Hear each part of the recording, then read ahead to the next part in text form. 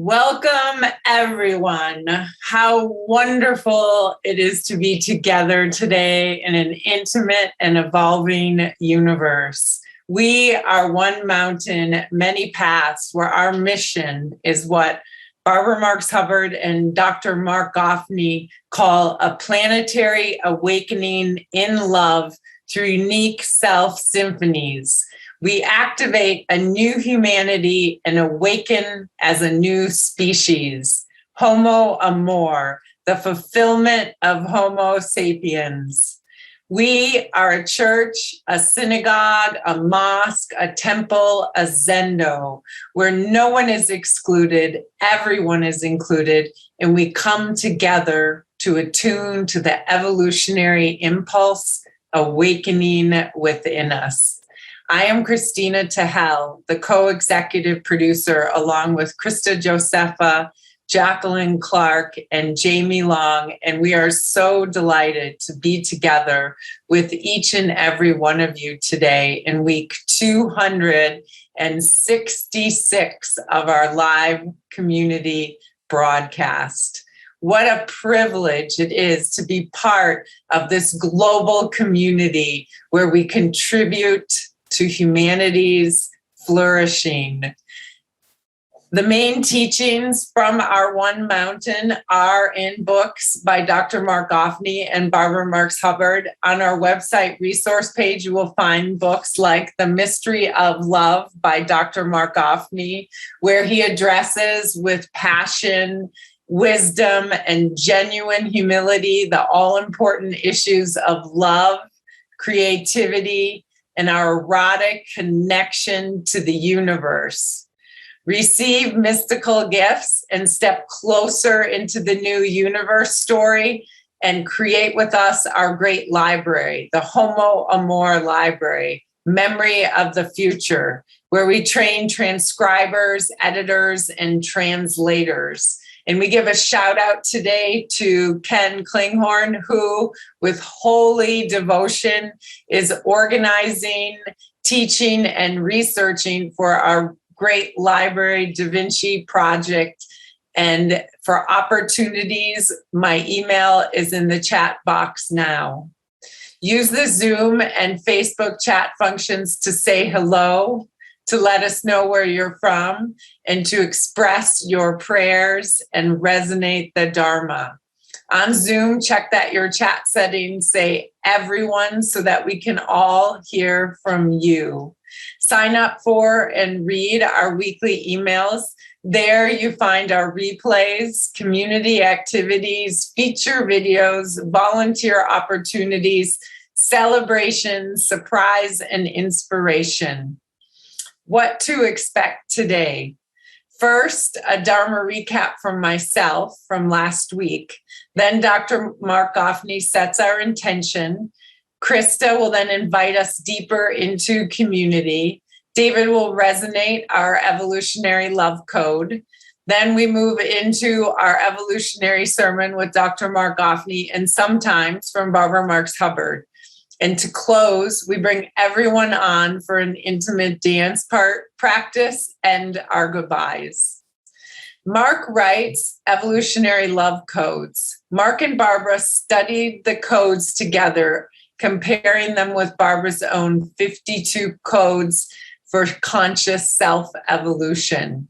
These codes grow out of their radical commitment over 100 collective years, crystallizing the new story of humanity, quote, evolving the course of consciousness and culture, which is the source code of love, unquote. We have the privilege to be part of the emergence of these first principles and first values. As Dr. Mark Goffney often says, the Dharma gates are open. Every week, we are blessed with the explosion of brilliant new Dharma to serve each other and the evolution of love. Our commitment is to the quality of what we are communicating and for each person to take part in this creative process of articulating a new story for a new humanity. So Given this, we have consciously decided to not forcefully end at exactly a certain time because that won't serve the evolutionary process that we're in. So instead, our promise is to fullness and explosion, to let the magic of the Dharma evolve. So even though we do our best to end at the top of the hour, sometimes we may go over time. Of course, if you need to leave, please do and listen to our replay. I welcome all of you who are new. We need you. Know that each week is a standalone and that every week builds on the weeks before. One Mountain, Many Paths is radically committed to telling the new universe story. So here goes my recap from last week's One Mountain, Many Paths. A Dharmic critique of the movie Dune, Part 1, setting the stage for the spiritual practice of reading stories in public culture. We look at the movie Dune based on the books by Frank Herbert as a spiritual practice, as an analytic meditation, as deep contemplation. We're practicing carefully looking at a text of culture, unpacking it step by step. This is a political, moral, and meditative act. We want to understand Dune through the prism of first principles and first values. Dune is a science fiction story coming to the center of culture. Science fiction matters because it's a way of expressing both dystopian and utopian possibilities. Dune is both dystopian and utopian, taking esoteric Kabbalistic Hebrew sources and bringing these together in a vision of Messiah, in which the great traditions come together in a betrayal story. Dune is deeply aware and deeply connected to Christianity, Islam, and Judaism. It is a movie about the Messiah, about political figures accessing mystical power and becoming messianic figures, about the ability to do instantaneous travel between places, and about political figures taking psychedelic journeys. We need leaders. We need messiahs. There's great promise in a messiah figure and a great danger in a messiah figure. We need messiahs in dialectical relationship to Dharma. Messiahs not in devotion to Dharma always become corrupt. We need a world in which every man and every woman is literally a messiah.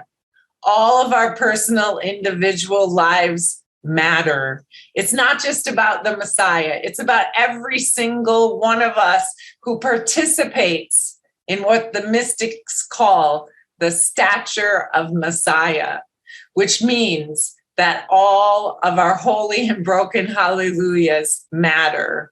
They all count. We need to tell the cosmic story and the story of personal transformation, understanding that those stories aren't separate from each other at all. Those two stories are interlayered with each other. They're intertexted with each other.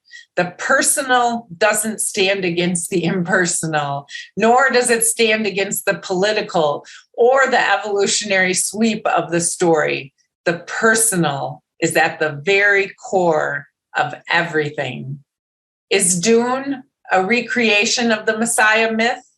Or is Dune a critique of Messiah?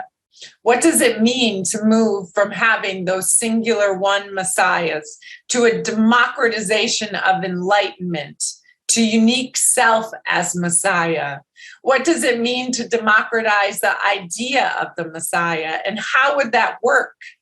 What's the relationship between psychedelic and Messiah and politics and economic structures? We are bound inexorably, which is more and more the world is realizing this, by a shared fate. We thought each country, each nation, each person, each region should go on its way. But we now understand, in a world beset by exponential risk across multiple vectors, that it's actually one world and that we have a shared fate. Now, I invite us to more deeply enter the holy and sacred space of one mountain, many paths. And I turn my word to you, beloved Dr. Mark Goffney. Oh my God, what a beautiful Dharma recapitulation, right? I mean, it's so beautiful and so gorgeous to hear. And we're so deep in, friends. We're so deep in. And in this moment, what I'd like to do is just set the intention. The only word I got wrong was just. Because setting our intention is everything. Our intention is where we're going. And intention determines literally everything. If I don't know where I want to go, I have absolutely no chance of getting there. Where do we want to go? We want to go to a world in which every human child, whatever color, whatever orientation, whatever race, whatever subgroup, knows I am a good child of the universe. I have innate dignity. My story matters. My contribution matters. I'm part of the whole, and the whole lives in me. And yet I'm a uniquely individuated, gorgeous, needed, and intended expression of the whole. I have an instrument to play. I have an instrument to play in the unique self symphony. I don't play alone. I play in the symphony. I listen to the music of the all as the music of the all moves through me and uniquely forms and shapes my music. We need to live in a world in which every child is sung into existence through the song of their birth. And whenever a child seems to stray, seems to be misaligned, seems to be losing the melody of their unique song, we gather together, the entire community, and we sing that child or that adult their song so they can catch again their unique note in the music of the cosmos that's desperately needed by all that is. And know once again of their innate beauty, their intrinsic dignity, their irreducible unique value. That's the world that we desperately need to live in. That's the human world, and that's the divine world. And the constructs of our world today are militating precisely in the opposite direction. In a world in which we don't have any more technology as a tool, but technology is our environment. And technology itself is militating towards the death of our humanity. Technology speaks to the lowest common denominator of the human being. Technology seeks to remove uniqueness and anomaly and create technologies of control, which elicit, based on the predictive analysis of algorithmic machine intelligence machinations, which elicit responses from us, both individually and in terms of groups, that actually undermine our nobility, that undermine our freedom, that undermine our choice. We live in a world in which the gap between have and have-nots exponentializes. We live in a world of exponential technology, unmoored from exponential ethos, available to rogue actors across the planet, creating multiple forms of existential risk. That means the end of humanity, right? In a way that was never possible before ever in human history. So we face these two visions of existential risk, the death of humanity and the death of our humanity, dystopia. And yet, as we began, we have a clearer vision of utopia than we've ever had before, right? Utopia is based on the best story ever told. That's what utopia is. Utopia is the realization that reality is not merely a fact, reality is actually a story. And say this with me, and let's find each other, if we can, in the chat box, right? Reality is not merely a fact, reality is a story. Reality is not an ordinary story. Reality is a love story. And this is not conjecture or contrivance. This is the integration of the best sciences, pre-modern, modern, and postmodern. And my friend Terry, right, we've got to write this story. And the only way we're going to write the story is if people say, I'm willing to sacrifice. I'm going to take responsibility for the story getting written. I'm not just going to be on the sidelines. We're coming together here at One Mountain, Many Paths, which is an expression of our broader vision, together with Barbara Marx Hubbard and the Foundation for Conscious Evolution, the Center for Integral Wisdom. We've come together as part of this larger vision, the Office for the Future, to write the Homo Amor Library, the best story ever told, right? A memory of the future. That's how we go from being pockets of sanity in a world gone mad to revolutionaries who are taking on the Da Vinci responsibility of literally changing the source code. And I want to just share one thing, and I want to share it just from my full, open, broken heart to yours. All right? Because I have a broken heart all the time, and I'm also filled with joy all the time. And I know you know what I mean, and I know you feel that with me. And we feel it together. We're not going to get this done by people just sitting on the sidelines and making contributions that are relatively effortless for them, right? I mean, they take time. That's money. It's time, right? It's right. But that's not going to get it done. It's going to get done when it's not Mark's project. It's not Christina Amelon's project. It's not Christina Kincaid's project. It's not Claire's project. It's not Shot's project. It's not Krista's project. Every one of us says it's not David's. It's not Suzette's, right? Right? Ken, right? It's not Ken's. Everyone says, this is my revolution, and I'm willing to lay it down. I'm willing to go all the way in this lifetime. I'm willing to get uncomfortable. I'm willing to take responsibility for the whole thing. And that's our vision. That's the vision of Unique Self Symphony.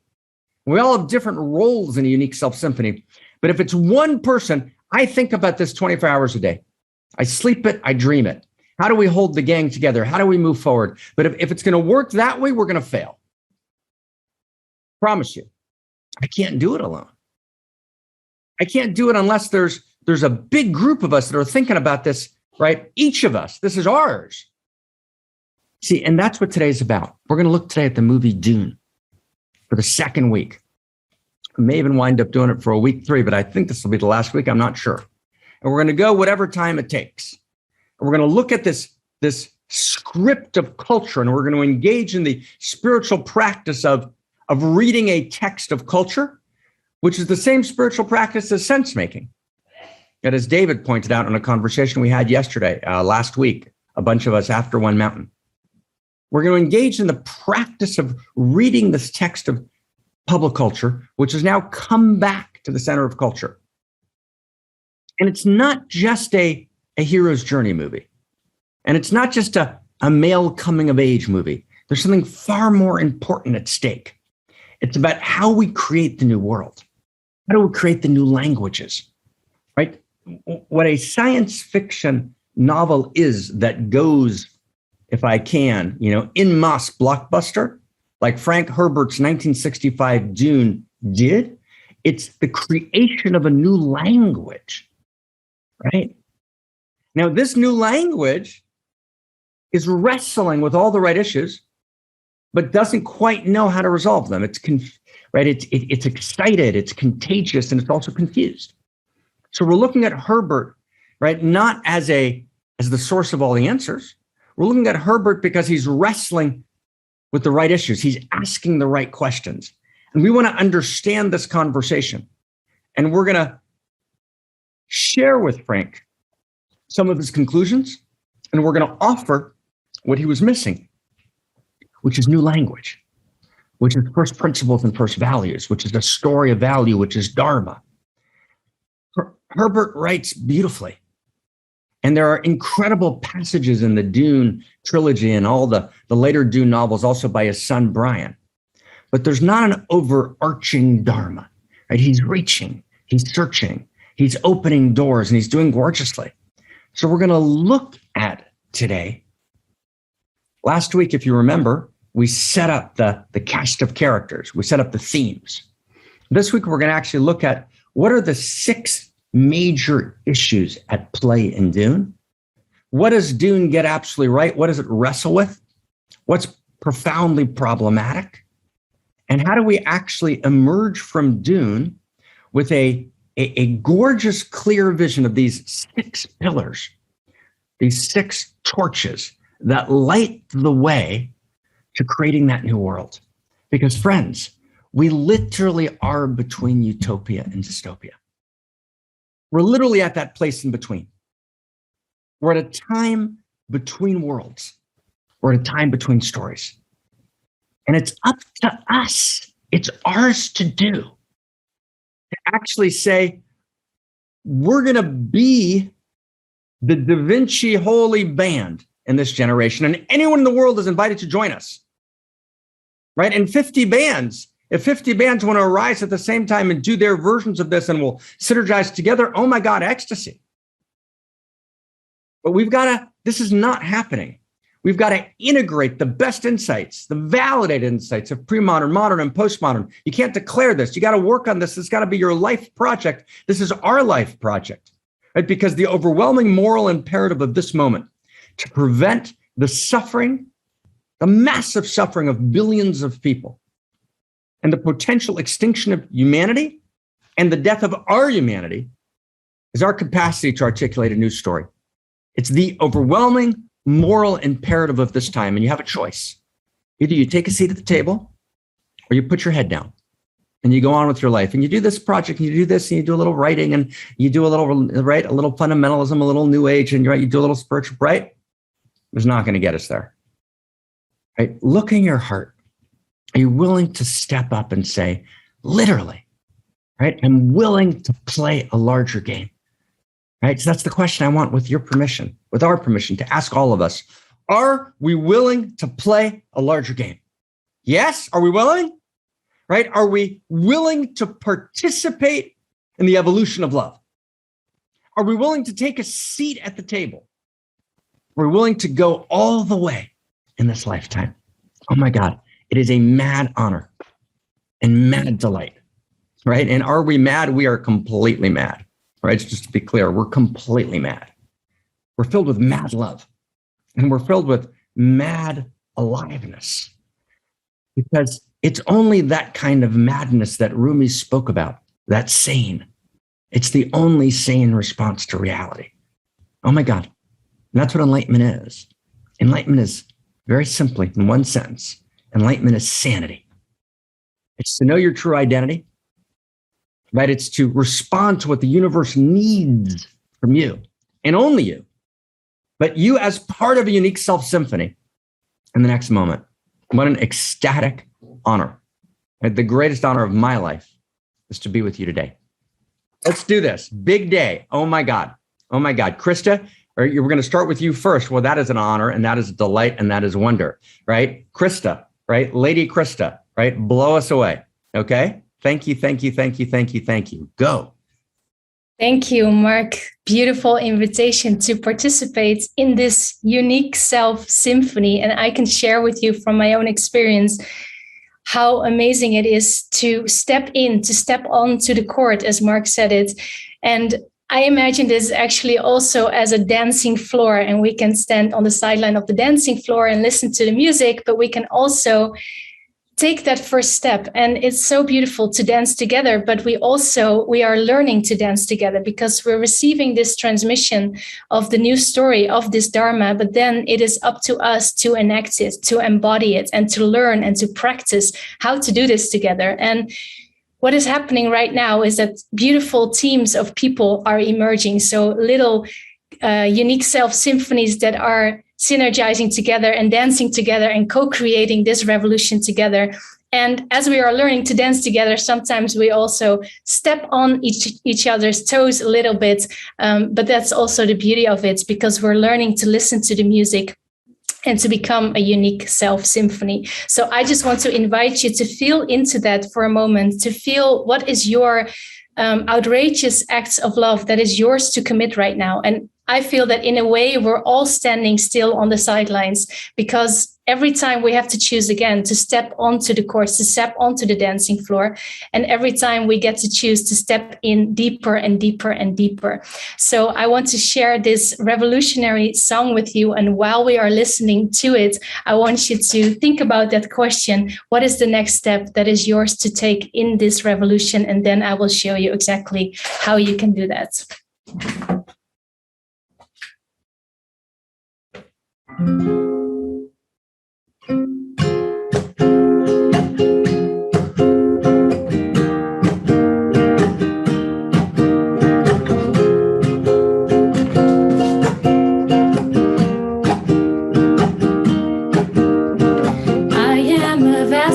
It's not about me. I'm bringing a message for humanity.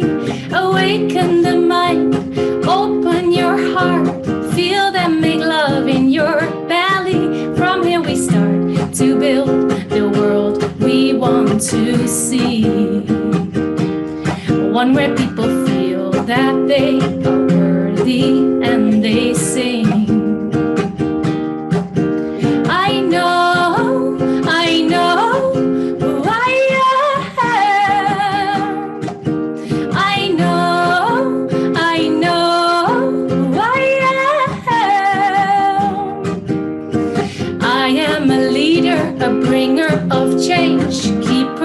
Wisdom and ancient ways. Awaken your mind, open the heart, feel them make love in your belly. From here we start to build the world we want to see.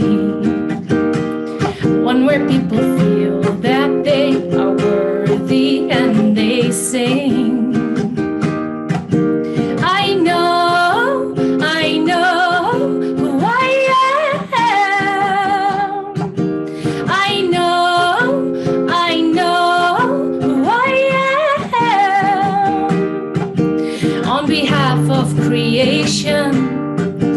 I invite you to rise.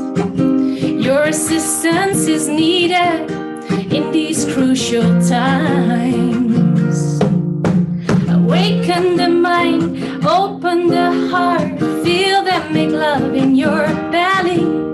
Awaken the mind, open the heart, feel them make love in your belly. From here we start to build the world we want to see. One where people feel that they are worthy and they sing. I know who I am. I know who I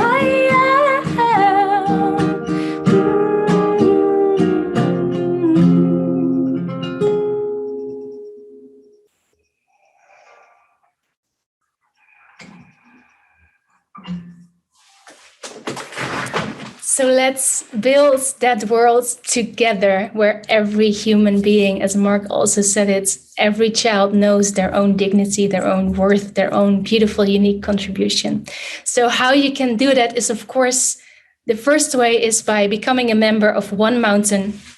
And I will show you right now our beautiful website where you can sign up, which is onemountainmanypaths.org.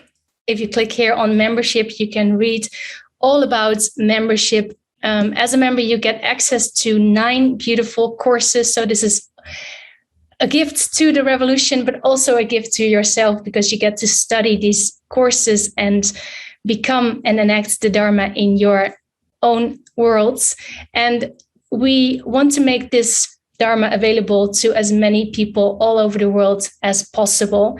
So the first thing that we did is to make membership available for only $25 a month. But the second question is that we ask everyone to give as much as you possibly can. So most people are giving $100 a month, and that is a great and beautiful way to support One Mountain, Many Paths to go all over the world.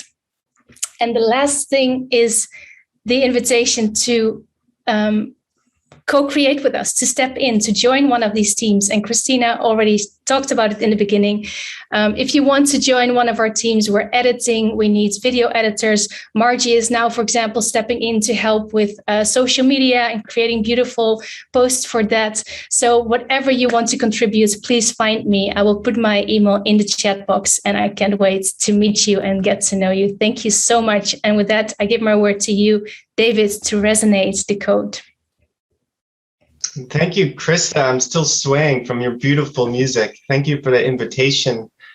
And friends, as we open our hearts, as Krista is beautifully singing into our hearts, here we are moving into the resonance of the code, where Mark has formulated these concise statements that actually open our perception to a larger field of who we are and what the universe is all about. So as Mark mentioned, he's going to go over Dune today, and this code really helps frame the conversation based on the teachings, and it also helps us make sense of, what's the relationship between the teachers, the teachings, and those of, parts of the community. How does a community form and bind and move together, and what guides the community? So here we go into the evolutionary love code for today. We need leaders. We need messiahs. We need communities. We need a democratization of messianism. And we don't just need messiahs. Messiahs alone are dangerous. We need Dharma. We need Dharma in dialectical relationship to messiahs. Messiahs not in devotion to Dharma always become corrupt. We need a world in which every man and every woman is literally a messiah, and we need the spark of the holy charismatic leader. We need messiahs. And messiahs are dangerous. Again, the community of democratized messiahs animated by authentic leaders is the holy paradox and the holy vision that we aspire to at this moment in our history. And with that beautiful code, I turn my word to you, beloved Dr. Mark. Thank you, David. Thank you, David. And what we're going to do this week is we're going to change our order a little bit. We're going to actually dive into Dune, and then we're going to conclude, right, with a deep dive into practice, right, into prayer, and set our intention in this evolutionary prayer in an entirely new way. Okay, so we're ready to go, everyone? Are we good? Right. Thank you, Christina Tehel, for a gorgeous recapitulation. Thank you, Krista, right, for inviting us in every form of melody and instruction. Thank you, David, right, for the resonant code. Thank you, Barbara Marks Hubbard, right, who's with us, right, every single time. And of course, we're not going to be hearing her on the movie Dune, although Dune was a topic that she was interested in, because of course there were many earlier Dunes. And Raquel wrote me this week about Jodorowsky's Dune movie that actually never got made. There's actually a movie called Jodorowsky's Dune, the kind of cult film director who tried to make the movie and couldn't quite do it. right? It's a story that's been wanting to be told. And why? So let's look at the story. So here we are in kind of Dune Part 2, okay? And let's see if we can find our way. So I want to encourage everyone to listen to last week, but I'll give a little bit of an introduction so we'll be able to find our way in. We're going to do this in a new way, so we'll recapitulate it in a way which adds something significant, okay? So we have a drum roll? We have a drum roll. Are we ready to go? Are we good? Okay, so here we go. So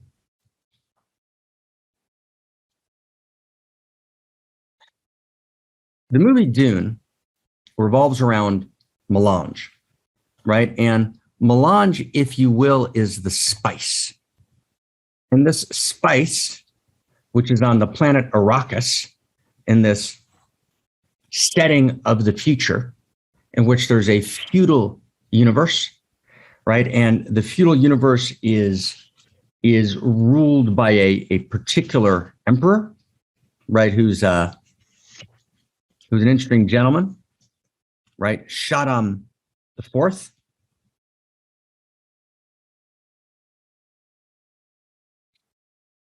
And he's the kind of the Padishah, right? The ruler of the known universe. He's from the house of Carino. And he represents the corruptions of power.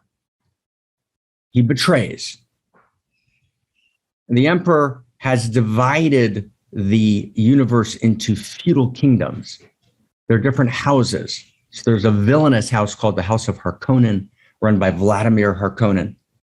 Then there's the more noble house, the feudal house of Atreides, run by Duke Leto, his wife, Jessica. And there's key groups of people. And in these groups of people, there are the Space Guild. And the Space Guild have consumed the spice, which is a psychedelic substance. But it's a psychedelic substance that gives not only a vision in a journey, but actually when you ingest the substance and you ingest the journey and you know how to ride the journey, you know how to do the journey, it actually transforms you. And so the people that are running the Space Guild are the people who have taken the melange, right? They've taken the spice, right? You with us, everybody? They've taken the spice, they've taken the melange, and they've learned to traverse space-time, right? They've learned, and that actually is what's opened up the galaxy. Galactic travel is based on the spice. So the entire galaxy is actually held together through an ability to traverse space-time, which comes from, right, the ingestion of the spice.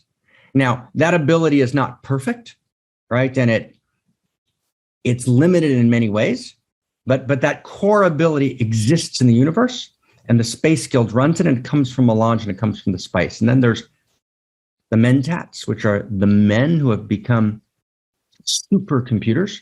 They're still men, but they've developed certain dimensions, right, which are often associated with the masculine, not with men, but with the masculine. But in this movie, 1965, pre-gender sensitivity, they're associated with men, and these men become mentats.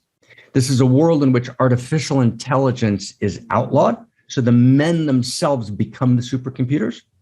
And then there are the Bene Gesserit, who are the mystical, feminine, shamanic, political shadow players, right? And Duke Leto of the House of Atreides, married to Jessica, his wife Jessica is of the Bene Gesserit. Her son is Paul. Now, interesting, right?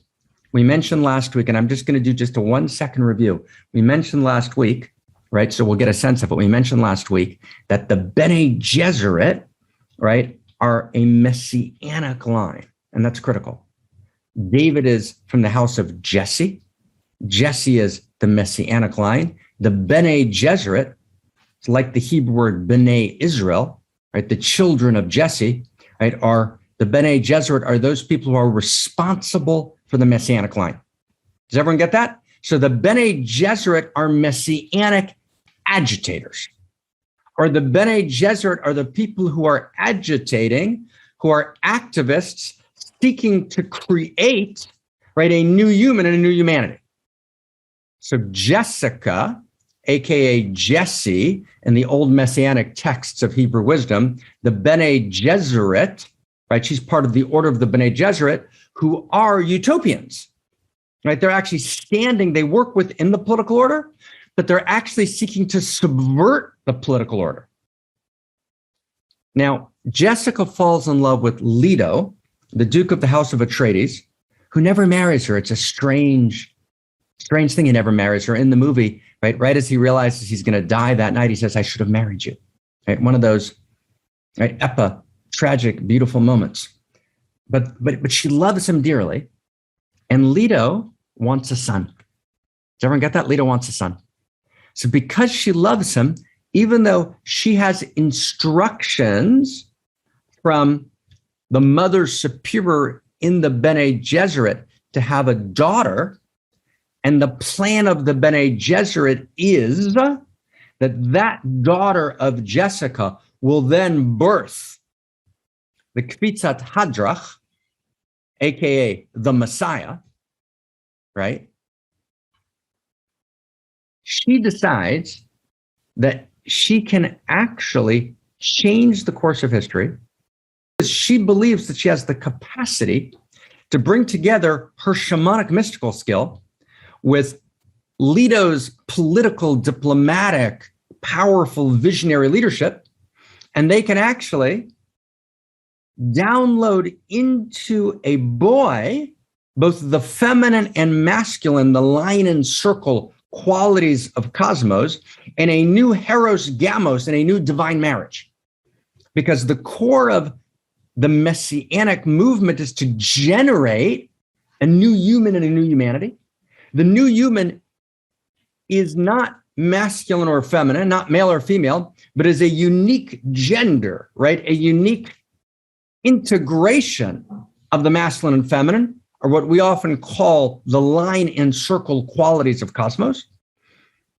So Jessica disobeys, right? It's an act of civil disobedience for the sake of utopian transmutation of reality. That's what Jessica's doing. She disobeys the Mother Superior.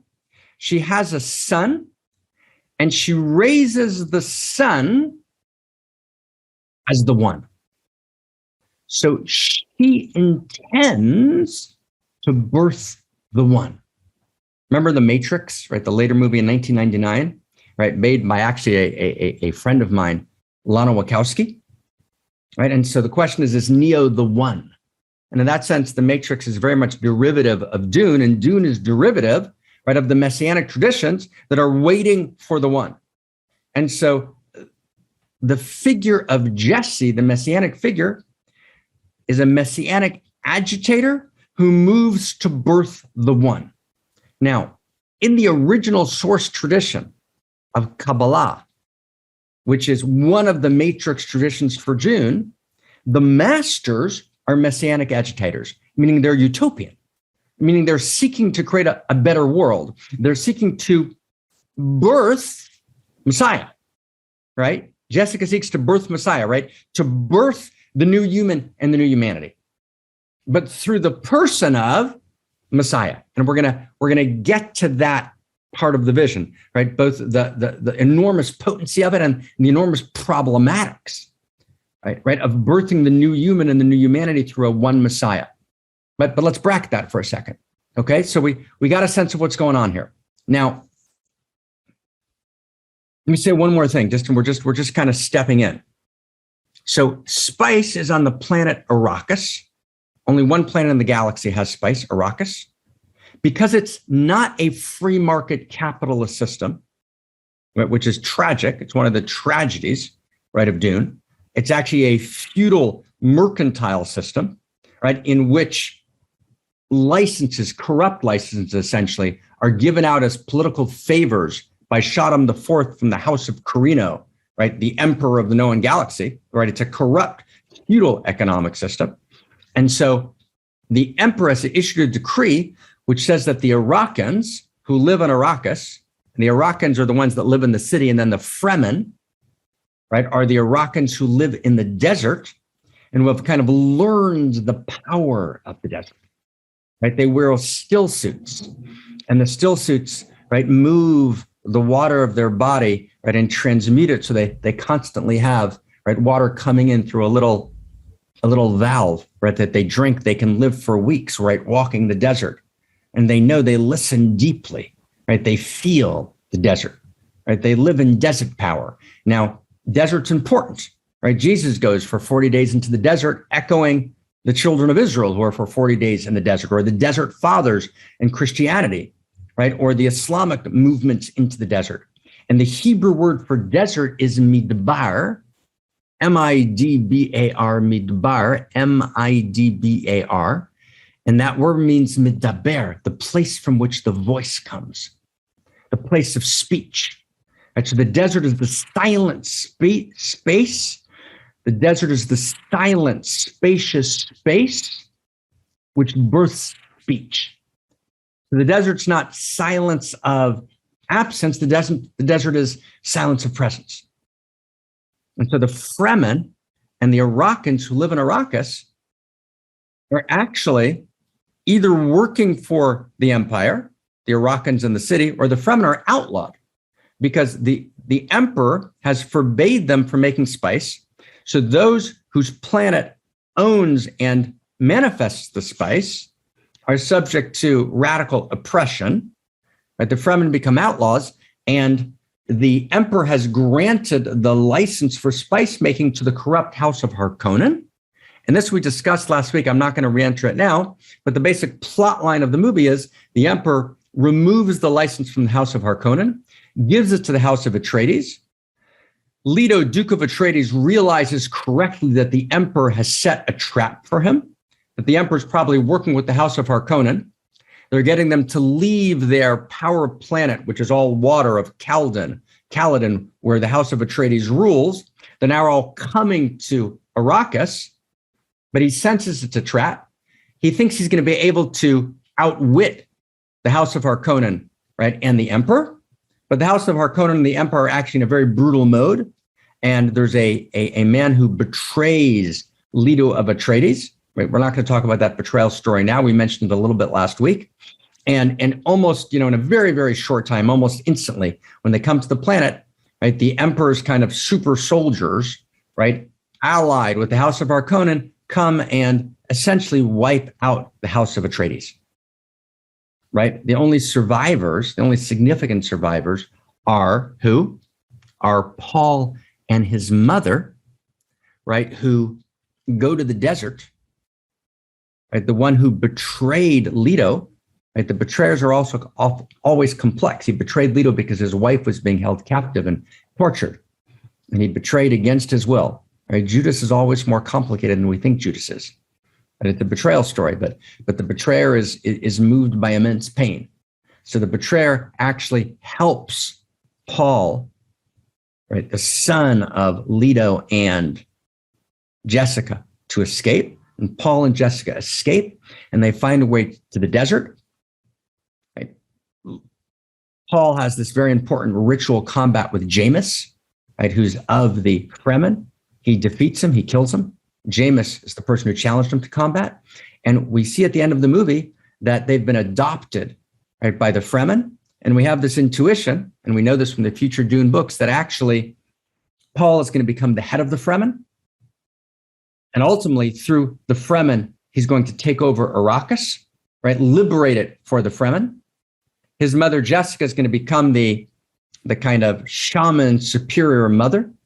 Both Paul and his mother are going to be transformed through new journeys with the Melange, new psychedelic journeys. Paul will become the emperor, right, of the known universe and will displace Shaddam, right? And his mother, right, and a daughter that will be born from his mother after a psychedelic journey will become these enormously powerful galactic figures. Tragically, however, the story's not going to go well. Because actually the Fremen, after the rebellion, when Paul becomes emperor, right, and they call Paul Muad'Dib, that's his name, Muad'Dib, right? His Islamic name, right? So he's Paul Christian. He's Muad'Dib, an Islamic name, and he's Kvitzat Hadrach, which we pointed out last week is a Hasidic phrase for Kvitzat Haderach, which is the ability to get underneath the space-time continuum, which is precisely the power of the Messiah, right? The ability to kind of bind space and time, right? The Space Guild have it in small proportion, but Paul, right, the Messiah has it in huge proportion. And this is actually the precise power of the Baal Shem Tov, the founder of the Hasidic movement. He could do Kvitzat Haderach. He was a messianic figure because he could bind past and future. And friends, how many of us want to bind past and future, right? Right. So he's both has a Jewish dimension, right? He's called Kvitzat Hadrach, drawn from the Kabbalistic tradition. He's Paul, right? Student of Jesus, Christian, right? He's Muad'Dib, right? Islamic. And then in that, Herbert is trying to merge these three great religions, right, into a new potentiality, even as he senses the enormous danger of each. Now, all of that is context. Okay, all of that is context. Now we want to really talk for a few minutes, okay? It's the next few minutes that count. This was all, we're just kind of finding our way, right, into the conversation. So what's at stake here?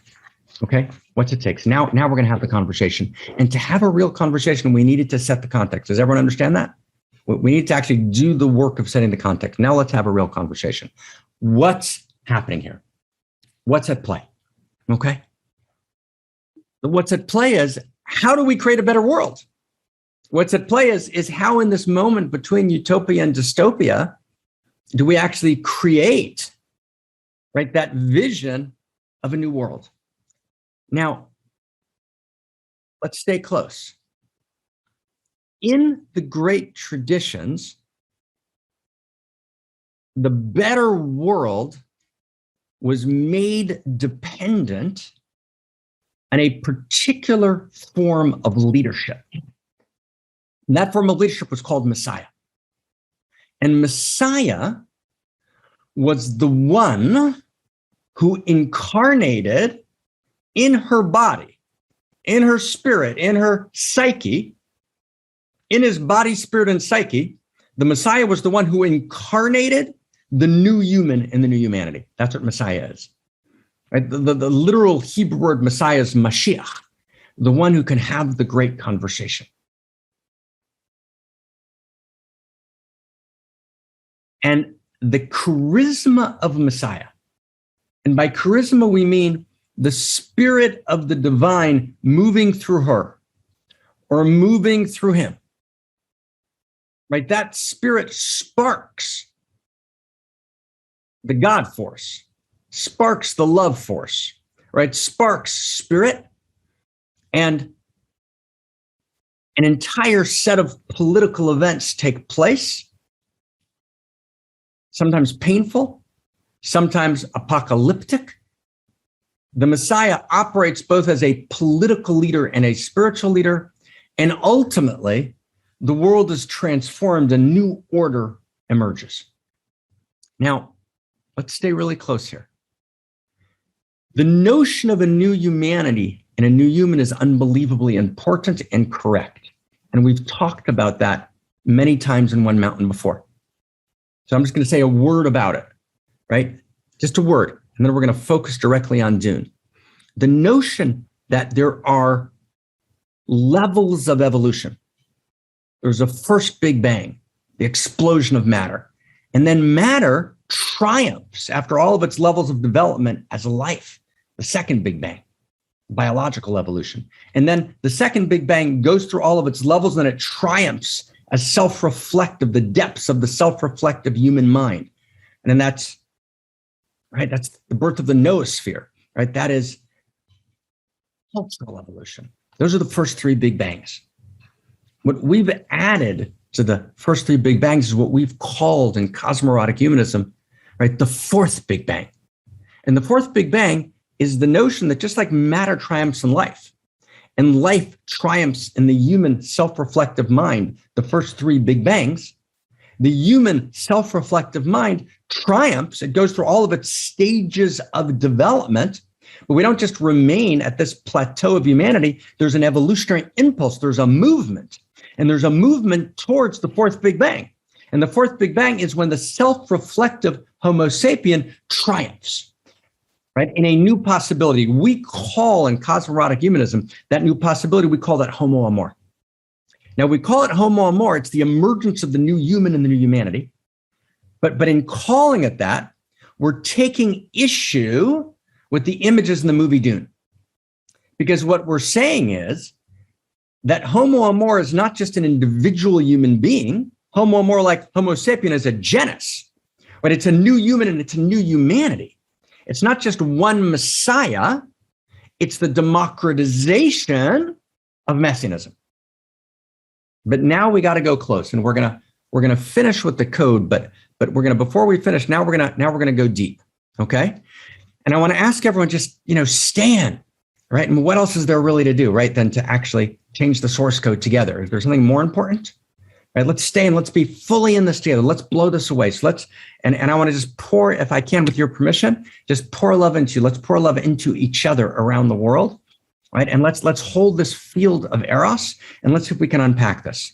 So the image of Messiah, right? Of leadership, right? Of this radically strong, charismatic leadership is a critical image. It's insufficient. It's why we talk about the democratization of messianism. It's why we talk about the triumph of the self-reflective human in the fourth Big Bang as Homo Amor. Absolutely. However, we don't debilitate the notion of Messiah, right? And this is what Frank Herbert understands. He understands that, when he's writing, right, in San Francisco, as Tom Goddard reminded us last week, he's writing in San Francisco. It's 1963, 1964. He's reading mystical texts, right? It's right before, the beatnik movement and the anti-war movement and the rock and roll movement and the hippie movement have kind of come together. They came together in a kind of epic meeting, which my friend Michael Lerner, who was at, described to me in 1963, 64, right? But it's right as they're coming together, right? Herbert's feeling egalitarian, right? He understands, right? There's this notion the 60s are in the air. There's this desire, right? The age of Aquarius, right? When the moon was in the seventh house, right? The dawning of the age of Aquarius. That's what's in the air. And yet Herbert understands, and he turns to the great traditions. He understands, right, that there's a need, excuse me for something in my eye, right? He understands, right? We got to cleanse, right, the doors of perception, right, including the eyes, right? Herbert understands that there's a need for powerful leadership, and that if we democratize so dramatically that we inhibit leadership, we're in very big trouble. So he understands that leadership's important. So he turns to the Messianic tradition. He turns to the Messianic model. He understands that, and that's correct, right? A community needs not a Messiah, right, but powerful leadership. Leadership that's alive. The Black Civil Rights Movement was unbelievably important. It changed the face of human history. And Martin Luther King was important. And Martin Luther King was a flawed leader, without question. Right? And actually, when the Martin Luther King archives are unpacked in probably 2028, right? The depth of that flaw will probably be revealed, and it'll probably be a very, very dramatic and traumatic time in the community. So Martin Luther King was a flawed leader, that's clear. But he was also a great leader. He was also a great man, right? And he inspired, and he embodied something. And when he said, I have a dream, right, he opened something up. Right. And when he envisioned, right, that people will be judged by, right, but not by the color of their skin, but by the content of their character. And when he writes his letter from the Birmingham City Jail, and when he marches in Selma, right, he is a prince among men and women. And his inspired leadership does something, as did the inspired leadership of Malcolm X. And what happened to Malcolm X and what happened to Martin Luther King? They were killed. Right? We assassinate our leaders. We're afraid of inspired leadership. And we're afraid of inspired leadership because there's something about inspired leadership that challenges us, right? There's something about the eros of inspired leadership that we go to murder. Wilhelm Reich called it the murder of Christ. And he didn't mean that Martin Luther King was Christ or that Malcolm X was Christ. He meant that there's a Christ force, there's an eros. I had the privilege of writing together with Dr. Kincaid, writing a book called A Return to Eros. The last essay is called The Murder of Eros. We go to murder Eros. And we have to learn as a community not to murder Eros. We have to learn not to crucify Christ. We have to learn, right, to allow our leaders to emerge, to hold them accountable, and also to call them to their leadership. And not to create a world in which every person would actually has the blueprint, the chip, right, to provide powerful leadership doesn't, because they understand that they're going to be crucified. Right? So we've crucified our leadership, right? Postmodernity, right, by definition, right, seeks to destroy leadership, right? Any notion, right, of attainment, right, of hierarchies of attainment, right? We've rejected. Even in science, we're rejecting hierarchies of attainment. In science, we still understood, right? There's a physicist. The physicist understands physics, but there's a hierarchy of attainment. Even there, we're challenging in many ways hierarchies of attainment and challenging science in ways that are actually unconscionable. So there's a moment which Herbert recognizes, which is about the critical importance of charismatic leadership. And no one should take a piece of this clip, and only the piece I just did and not the piece we're about to do. And Herbert also recognizes the dangers of leadership. So I want to go to the first step. So the first step, right? The first step in a powerful vision of the future is we need to re-embrace leadership, number one. And we need to re-embrace the possibility of charismatic leadership. And we need to, right, claim our messiahs, right? And we need to claim our Martin Luther Kings and not assassinate them. And we need to claim our Malcolm X's and not assassinate them. We need to claim our Robert F. Kennedys, who between 1963 and 1967, read Jack Newfield's book, was completely transformed. And after his brother's death, and emerged actually as a powerful human being. And we assassinated him. Right? We have to learn, right? And Gandhi, we assassinated him. And the list goes on. Right? We have to actually, as a community, take responsibility not to murder, right, our messiahs. It's a very big deal. That's step one. Step two. Step two is our messiahs, our leaders, need to take responsibility for stepping into their personal destiny of leadership, which is not a political structure. It's not a power structure. The leader actually needs to be purified. And this is step two. The leader actually needs to disavow the egoic. The leader needs to be Plato's philosopher king in the Republic, Illusions and the Theaetetus. Right? And the philosopher king, right, acts for the sake of the whole. And the philosopher king, right, actually, right, has a dimension of mad, radical passion, the kind that Rumi and Hafiz, right, the great Sufi poets, write about for the sake of the whole.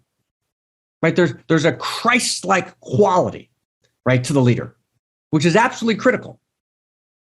So the leader needs to step into their personal destiny and not be just a good wielder of power.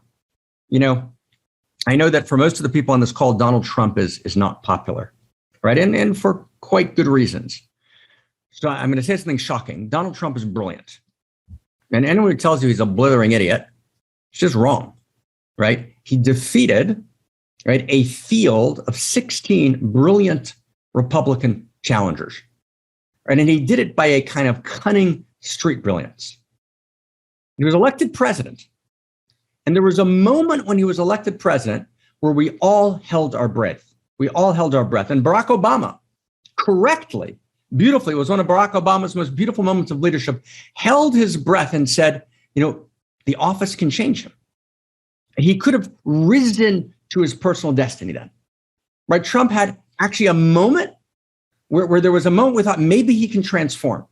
Maybe he can actually become, right, something that has true greatness. And tragically, he didn't. right? Tragically, he devolved right into the worst of his narcissism, right? And he made the presidency a complete personal platform, right? For the lowest common denominator of humanity across multiple platforms. But there was a moment that we waited for Trump to step into his destiny, and he missed the moment. There's a moment in which a leader steps into their destiny, and Paul Atreides, and this is a key moment in the movie. This is the second theme, right? The second necessity for building a new world is the leader has to be willing to step into their destiny, and the leader has to be willing to sacrifice, and the leader has to be willing to be filled with fear and fearless at the same time. And the leader has to, at some point, right, risk everything, right? Take their unique risk to emerge into the radical, unique self of leadership, so that it's not enough to have the capacities. It's not enough to have, right, what the B'nai Gesserit through Jessica gave him. It's not enough to have what Leto, his father, gave him. He's got to step into his destiny. And there's this moment in which Leto speaks to Paul, this gorgeous father-son moment. Do you remember it in the movie? When he says, "You'll find your way." Right? Leto says to his son, "I wanted to be a pilot, but you're going to find your way. And this ring is going to be yours."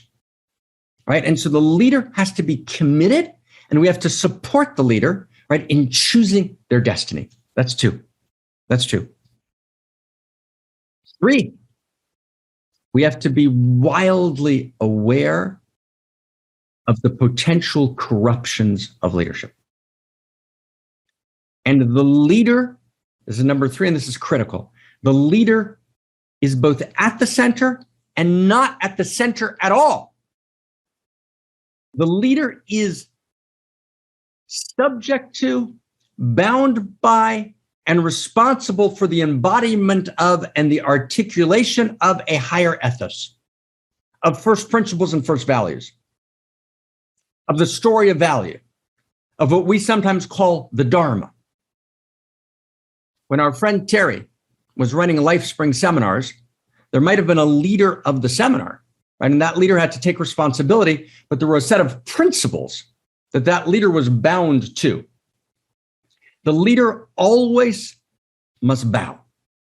A leader that doesn't bow reverentially to the emergent order, to the new cultural enlightenment, which they are channeling, the leader who doesn't place the Dharma at the center. The center can never be, and this is one of the great mistakes of the Guru Yoga tradition. The Guru Yoga tradition understood the first 2 points that we made about leadership, about messianism, about charismatic leadership in the best and holiest sense of the term. But the Guru Yoga tradition, whether it was in the East or in dimensions of Hasidism in the Western traditions, particularly in the Judaic tradition, right, the Hasidic master, that Guru Yoga Hasidic master tradition didn't understand sufficiently that at the center of the room is the Dharma, are the principles, right? And the principles and not the leader always has to be at the center. The leader embodies the principles, the leader articulates the principles, and the leader bows before the principles. Okay, that's 3. And if the leader is misaligned with the principles, then it's our job to bring the leader back into alignment. And if a conversation can't be had that's authentic and that's real, and you got to have that conversation, you got to work with the leader. But if that conversation is impossible if the leader is crossing certain lines and won't actually acknowledge that they are an imperfect vessel for the light. If the leader's not involved in doing their own shadow work, if the leader's not involved in actually their own personal transformation all the time, right? If the leader arrogates to themselves intrinsic authority based purely on their person, that leader must be removed, right? That leader must be removed always. So the leader, and this is point 4, the leader is always an imperfect vessel for the light. The leader always has to be doing shadow work. The leader always has to be engaged in the process of face everything, right, and avoid nothing. The leader always needs to be modeling transformation in their own self-transformation. The leader always needs to be practicing, right? The leader needs to be audacious and radically humble. And the last point, this last dimension of point 4 is the leader also needs to be able to take off the mantle of leadership, right? And as the leader can wear the mantle of leadership when teaching and when leading. And then sometimes the leader just needs to be able to take off the mantle and have a beer and relax and let the transference, if I can use a formal term, kind of relax itself. And the leader needs to be able to, and the community needs to allow the leader to, right, to actually have dual relationships, right, to have actually friendships, right? And we don't allow that, right? We have to both be friends, we have to be brothers and sisters, and we have to empower leadership, right? And so there's these 5 dimensions in point 4, which allow for a kind of a new kind of leadership, where the leader is a leader, teacher, but also a brother, sister. And it takes a depth of maturity, right, to hold the dialectical relationship between those two, right? How to hold friendship and how to hold reverence, right, at the same time, right? And it takes an enormous depth, right? The depth of the student. By the student, we don't mean the 10-year-old. We mean the 50-year-old wise one who's the student, right? You know, there's 4 people. Christina knows this, that I dream about all the time. And all 4 of them are in different ways my teachers at key times in my life. And I dream about them several times a week. And often the dreams are painful. But I'm in relationship to them all the time. I'm a student. I'm never not a student. And me, Mark, my fundamental posture in the world is I'm a student, right? You can't be a leader or a teacher if you're not a student. You've got to hold both. You've got to hold that dialectic, right, within yourself. And you've got to hold appropriate dual relationships with people, because your relationships are dual. And then lastly, in this point 4, right, about this dialectical quality of leadership within the leader himself, there's areas in which the leader is not a leader, right? In other words, there might be areas of expertise where the leader just doesn't have any skill or doesn't have any capacity. And so in those areas, the leader gives over leadership to other people in the unique self symphony, right? That's a very big deal. Right? And then there's got to be times where the leader steps back and other people step up and teach, like we did this summer, right, in our unique self symphony. Okay? But we're teaching together the Dharma, the shared set of principles, right? The new story, right? The new language, which can become a source code, an evolving source code, right? For a culture in meta crisis, right? It's this creation of the new story, this creation of the new language. So that's point 4. Point 4 is this last point about leadership. Point 5, again, straight from Dune. So Dune gets the corruption of leadership. What happens to Paul? And let's track this carefully. Paul becomes the emperor of the known world. And then what happens, friends, is absolutely and horrifically tragic, right? The Fremen, who he's become the leader, and they've kind of taken over Arrakis, they launch a jihad, right? They call it a Muad'Dib jihad. They kill, as we said last week, 61 billion people. They destroy 90 planets. They devastate hundreds of other planets. And Paul is devastated because he's unable to direct the desert power, right? The desert power, something happens in the desert power, right? And Fremen, actually, right, the emergence of the Fremen, these desert people, was very much inspired by Herbert, by Lawrence of Arabia, right? And an understanding of the great power of the Arab world and the great danger of the Muad'Dib jihad, right? Because at the center of the Fremen, you have principles of honor, but you don't have principles of ethos that have gone through an evolution of consciousness, right? That have gone through a Western enlightenment, that have gone through a sense of universal human rights, that have gone through the irreducible dignity of every human being, that have gone through Martin Luther King's I Have a Dream speech. So the Fremen are filled with desert power, filled with capacity, right? The fire of the desert, right, is in them, but that waking up into the enormous power of the desert isn't transmuted, right, through a prism of growing up to higher structure stages of consciousness, which include universal human rights, right? And so the Fremen become some version of Osama bin Laden, And Paul, the messianic leader, is unable to control him. And Paul himself becomes, right, there's a corruption that enters Paul, right, at his level of power. And that corruption, which begins to enter Paul, actually is transmitted to his son, Leto, who becomes an absolute tyrant, right, and degenerate emperor. You get that? So when Paul tries to transmit through the bloodline, right, this messianic quality, right, actually the ethos, right, that becomes slightly corrupted in Paul, we begin to see it in the later novels of Dune, is transmitted to his son Leto. And his son Leto ultimately becomes a radically destructive force, merging in some sense with the destructive worms, right, of, right, the planet Arrakis, and becomes a brutal tyrant, much worse than Shaddam IV, who his father overthrew with the Fremen. So Herbert understands, right, the corruptions of leadership. He understands the debilitating possibility. So that's 4. Now, 5, 6, and 7. Okay, I want to finish this here. This is a big deal. Who's together? Are with us? Who's with us? Are we together? Are we good?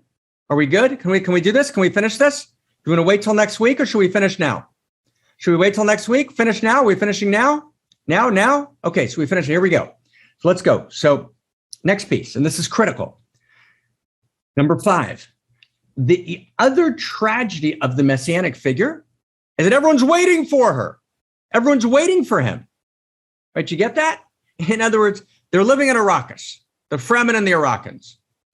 The emperor is completely oppressing them. We're in a feudal, mercantile system. And what are they doing? They're waiting for the freaking Messiah, right? What I always call, right, citing Samuel Beckett, right, waiting for Godot. They're waiting for Godot. They're waiting for Messiah, right? And they're very excited. They have these traditions. Their traditions are real, and when they see Paul, and Paul knows how to put on the still suit, he knows how to tie the shoes, right? They cite the text from their traditions, right? He knows our ways, right, from his youth, because he knows how to tie the shoes, right? There's all these signs. Stilgar, right, the head of the Fremen, recognizes him when he goes to meet his father Leto, right when the House of Atreides has just landed, right, on Arrakis, right? But they're so intent on waiting for the Messiah, they actually disempower their own capacity. They need to change the governmental system. They need to change the economic system, right? They need to move into and to agitate for a new world. And instead, the Fremen become, right, a perverse shadow jihad form of desert power, right, who are so used to the abject oppression of a feudal order that they attempt to replace the feudal lord with a Messiah, right? In other words, they're so used to bowing that they want to only change to whom they bow. So now they're not going to bow to a feudal lord. Now they're going to bow to the Messiah. But in their waiting for the Messiah, they actually disempower their own capacity. They disempower their own capacity entirely, right? And so they actually participate. They allow themselves to be outlawed, and they focus on this Messiah who's going to come, and actually don't go through a developmental structure of new consciousness. They remain at a level of consciousness, which is they're part of a mythic membership society using developmental levels of consciousness, waiting for a Messiah, instead of actually up-leveling their structure of consciousness and joining, right, a new, right, achiever, rational, democratized consciousness in which actually, right, they enact new visions of the new human and the new humanity.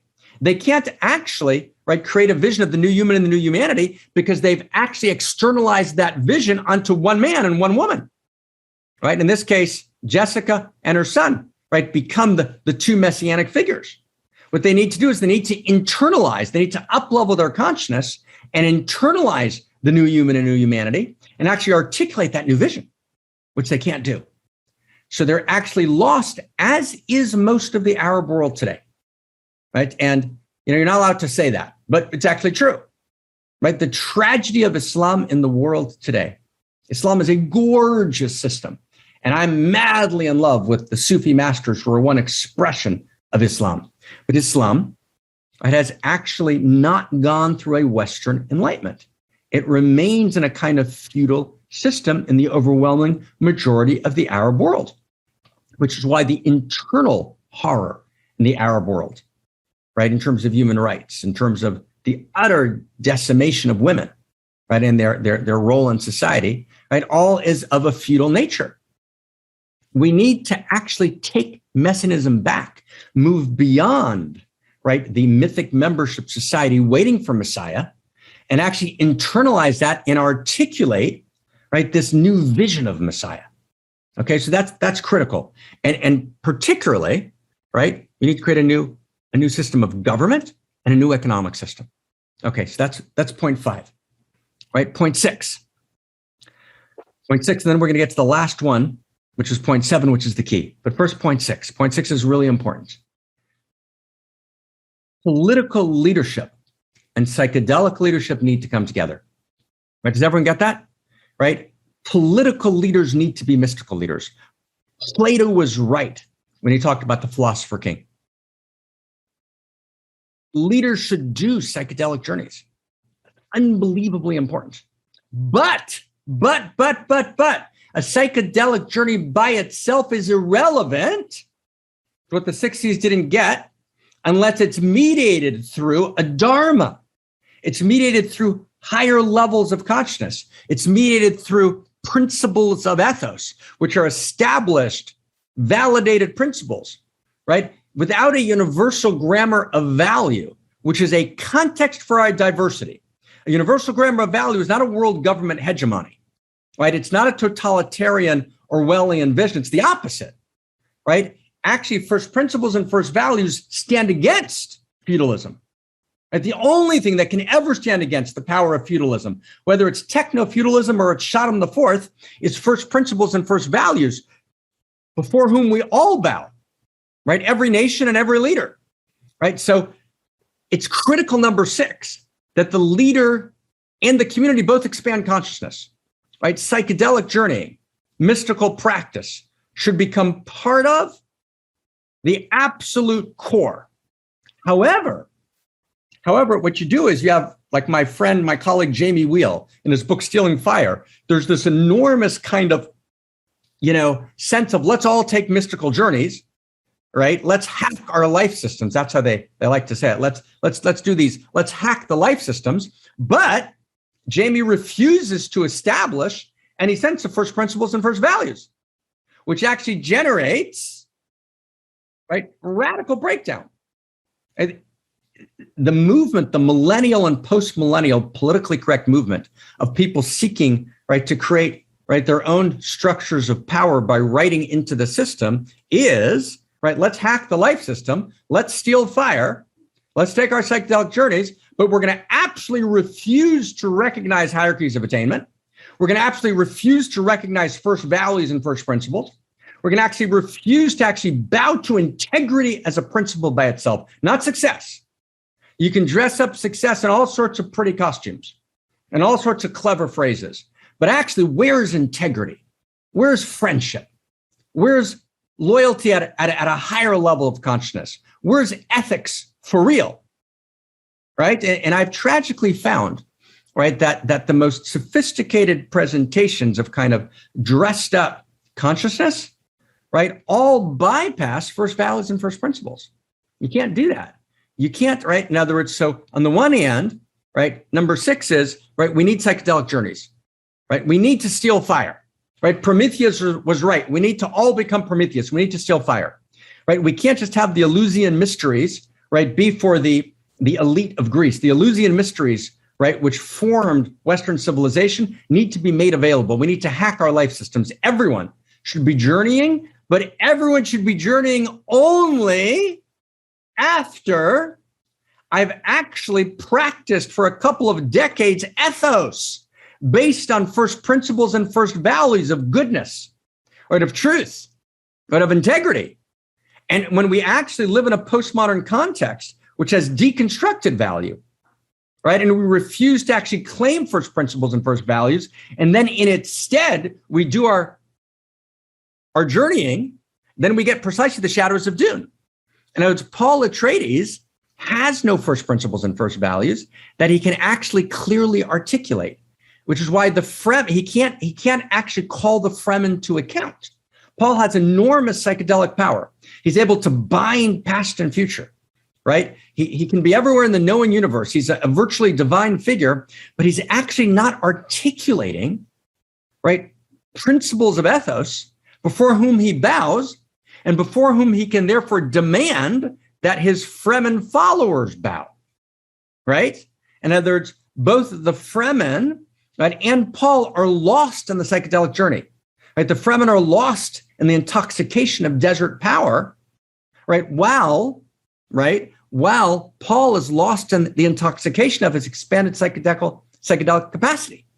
And this is one of the things that the Western world developed a set of ethical principles that are critically important, universal human rights, critically important. Along came postmodernity with the likes of my colleague and friend, right, Yuval Harari, right? We haven't had dinner yet, but he's a good man. And I'd love to have dinner. Let's have dinner with you and your awesome husband, Yitzchak, who got your work going, right? But then along comes Yuval and says that all these principles of Western society are just social constructions of reality, parroting postmodernity. They're just fictions. They're just figments of our imagination. No, they're ontologies. No, we actually can reveal, right, evolving values. Psychedelic journeys without evolving values don't work. That's the point of Paul Atreides, right? That's the point of the Fremen run wild, right? Doing the Muad'Dib jihad, right, in the name of their master who has nothing to do to stop them, right? Destroying worlds upon worlds. Okay, that's point 6. And finally, we finish with point 7. And point 7 is the big deal, okay? Anyone still alive for point 7? I know we've been going a little while. Are you ready for point 7? Are we ready for point 7? Who's in? Who's in? Right? Who's in? It's always at the end where it happens. Point 7 is everything, right? Everything is point 7. Okay, this is where we need to go. We need to get to point 7. So, friends, point 7 is the whole thing. Point 7 is how we started, and this is what Herbert senses, but he can't quite find. The Fremen become a social hive, right? They become a superorganism, a word popular today, but a superorganism that's a social hive that then destroys worlds because they're sans first values and first principles. We don't need a social hive. We need a unique self-symphony. And a unique self-symphony is based on the democratization of messianism. And that's precisely what we mean by unique self. The entire notion of unique self is not, right, my Myers-Briggs special talents of my separate self. No, the notion of unique self means I've actually transcended the limiting identity of separate self. I actually experienced the whole in myself. I've moved from separate self to true self. And the total number of true selves is 1. And I'm part of the larger superorganism. And I actually experience myself as a bee in the larger hive, but I'm a bee who's uniquely individuated. I'm not just true self, I'm the unique expression of true self. And in the language, right, of the messianic mystics who formed Dune, I literally niyah chelek mikomat HaMashiach. I participate literally in the body of Messiah, in the stature of Messiah. I am literally the arm of Messiah. I'm the verb of Messiah. I'm the dangling modifier of Messiah. I'm the noun of Messiah, right? I am Messiah in action. And we actually create a collective messianship. We don't disinhibit leadership. We empower leadership, right? But we empower leadership as part of or in the context of, right, a musical score, which is played uniquely by every instrument in the unique self-symphony. And this notion of the democratization of messianship, the democratization of the messianic capacity, where I actually understand that I'm not on the sidelines. I'm not just writing a check, right? I'm not just showing up, right, comfortably in a way that serves my life. I'm the freaking Messiah.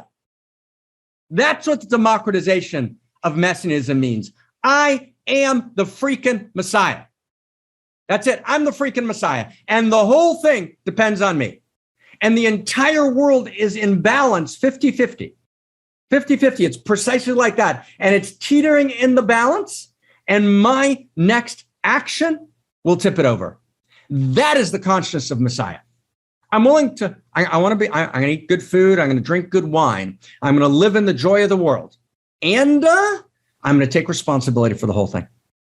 I'm going to take responsibility for the whole thing. I'm the freaking Messiah. And here's the thing. And I know that you are too. And I know that we're back to back, right? That we're together, right? And I know you've got my back and I've got yours, and we're both freaking Messiah together. And we're both taking responsibility for the whole thing. And from that place, from that realization, we can launch an energy. It's not just Paul Atreides, son of Jessica from the Bene Gesserit, and Leto, Duke of Atreides.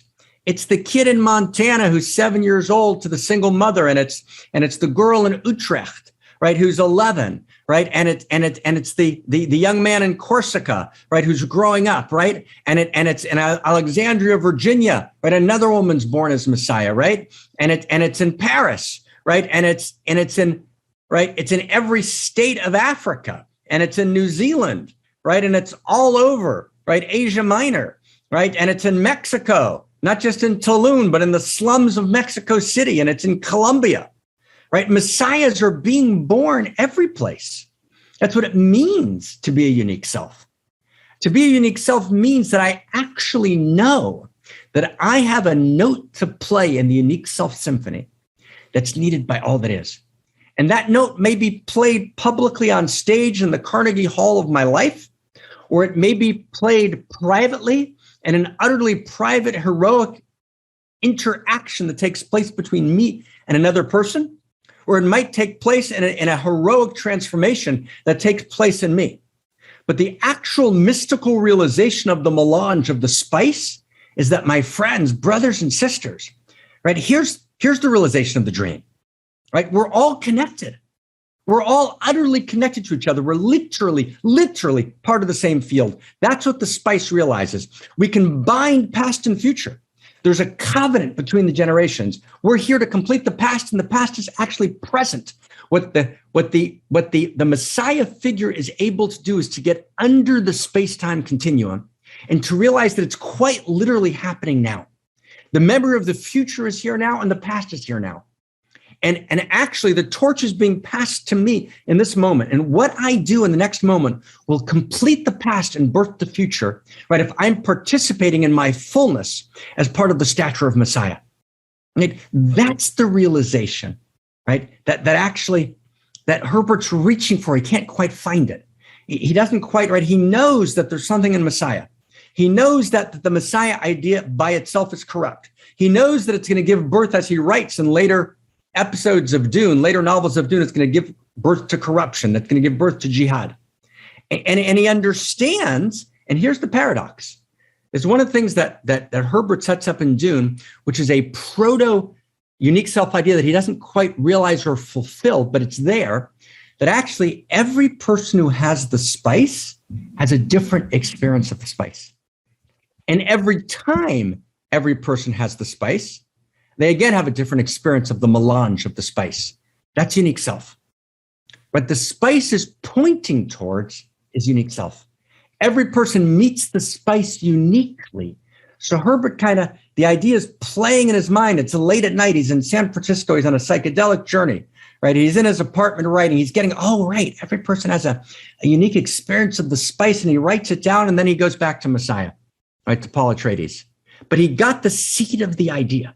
And the seed of the idea is that the universe is one seamless coat of consciousness, and that we all completely impact and affect each other. And that true self doesn't mean that I'm part of the field of one consciousness. It means that I realize that field of one consciousness is complete, intersecting and interacting in every moment, and I literally affect the entire field. Here's the sentence. This is number 7. With this, we finished. We're completing now number 7. The sentence is da, D-A, da. Second word, ma, M-A. Dama lemala. L-E-M-A-L-E-H. Dama lemala. Colon. M-I-M-C-H-A. M-I-M-C-H-A. 4 words. Da ma lamala mimcha. Da, know, but know intimately. Carnal knowledge, know intimately. Ma lamala, all that exists in all worlds, mimcha, comes from you. Right? You are the Messiah. Literally, you're the Messiah. And so am I. And so are we together. Right? That's a unique self-symphony. Right? And that's why my holy and broken hallelujah matters so much, because there is a blaze of light in every word. It doesn't matter which you heard, right? It's always, right, the holy and the broken hallelujah. And your story is chapter and verse in the universe story. So friends, let's read the code and let's read it together wherever you are in the world. Let's find the code. It's going to appear. I have a feeling it's going to appear in the chat box. And all we just did today is we just summarized the code. All right, so let's read the code. We need leaders. We need messiahs. And we need communities. And we need a democratization of messianism. We don't just need messiahs. Messiahs alone are dangerous. We need dharma. We need dharma in dialectical relationship to messiahs. Messiahs not in devotion to dharma always become corrupt. We need a world in which every man and every woman and every trans possibility, right, is literally a Messiah. And we also need the spark of holy charismatic leadership. We need messiahs, and messiahs are dangerous. Right? The community of democratized messiahs, animated by authentic leaders, is the holy paradox and the holy vision that we aspire to at this moment in history. And I just want to add one thing, last word. You are the freaking Messiah. And so am I, right? And so are we. And messiahs keep their promise. So we're all messiahs together. So we're going to pray. And let's pray for Messiah, right? We are the people. No, let's go into it, okay? All right, and let's breathe this in. Let's breathe this in. Leonard Cohen, the holy and the broken hallelujah. Then we're going to pray like we've never prayed before, right? And if everyone's got to go and just 3 of us are left, that's completely fine, right? But let's blow this open. Let's pray, right, that we can become Messiah. And let's bring our whole life personal story to this. So make this personal, make this real. Holy and broken hallelujah, Leonard Cohen. Now I've heard there was a secret chord that David played and it pleased the Lord. But you don't really care for music, do you? It goes like this: the 4th, the 5th, the minor fall, the major lift, the baffled king composing hallelujah. Hallelujah. Hallelujah.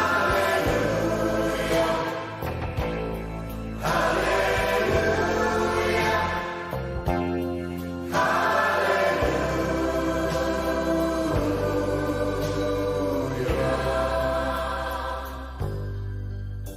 Your faith was strong, but you needed proof. You saw her bathing on the roof, her beauty and the moonlight overthrew you. She tied you to a kitchen chair, she broke your throne and she cut your hair, and from your lips she drew the hallelujah. Hallelujah.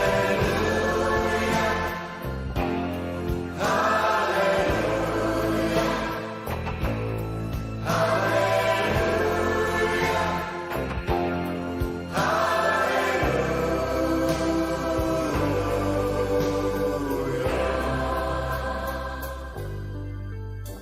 You say I took the name in vain. I don't even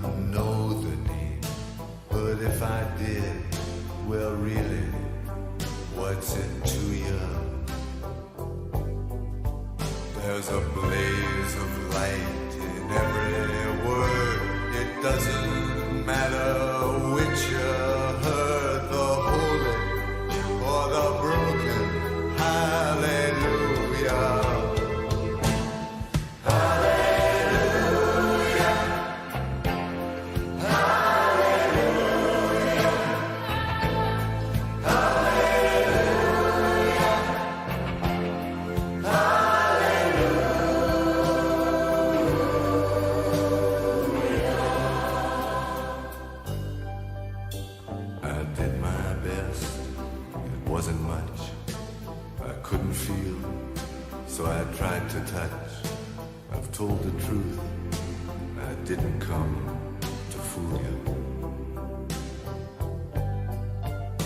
And even though it all went wrong, I'll stand before the Lord of Song with nothing on my tongue but hallelujah. Hallelujah. Hallelujah. Hallelujah.